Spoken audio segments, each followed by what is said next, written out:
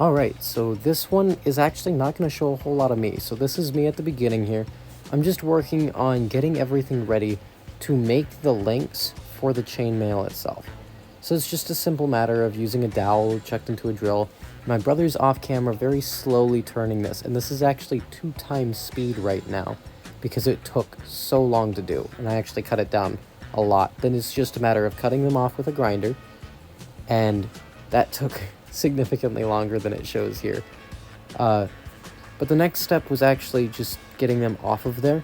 So that is a different shot, obviously. It was a cool shot, so I kept it in here. But that was before we figured about cutting it. That's my brother. He does most of the work in this video. You can actually see him working on getting all the links to where they're just lined up.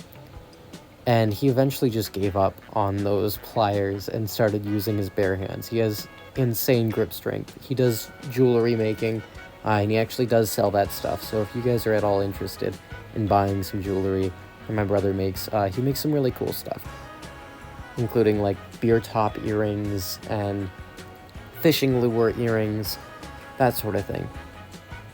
But you can see him like linking them together, and the way that he links them together can be explained in a ton of different videos. But yeah, I'll actually just let this play.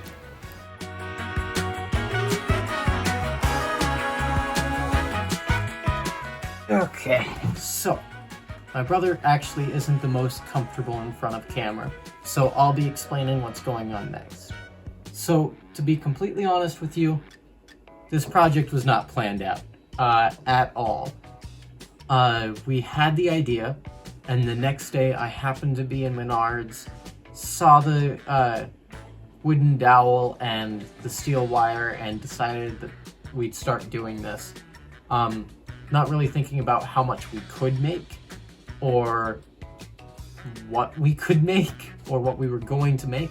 So Dakota actually started just making chainmail without a plan, which honestly is completely fine most of the time. In this case, we ran out of rings because we have a couple of defects, you know, not everything always turns out. This one's got flat parts.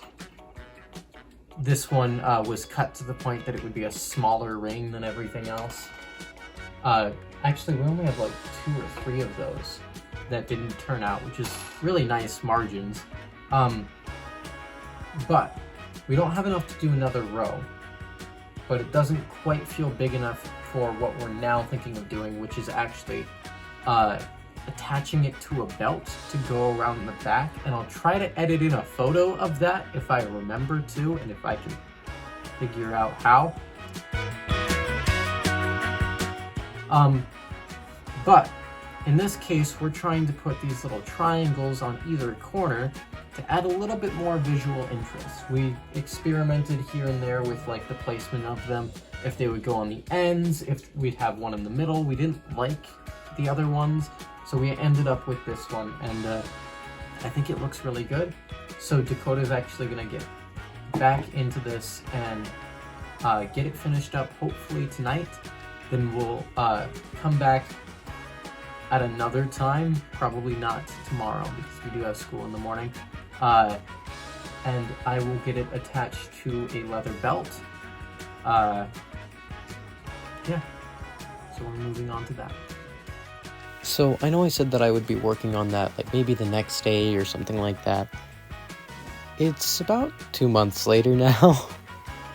Life kind of got in the way. So I'm actually releasing this early, but here it is.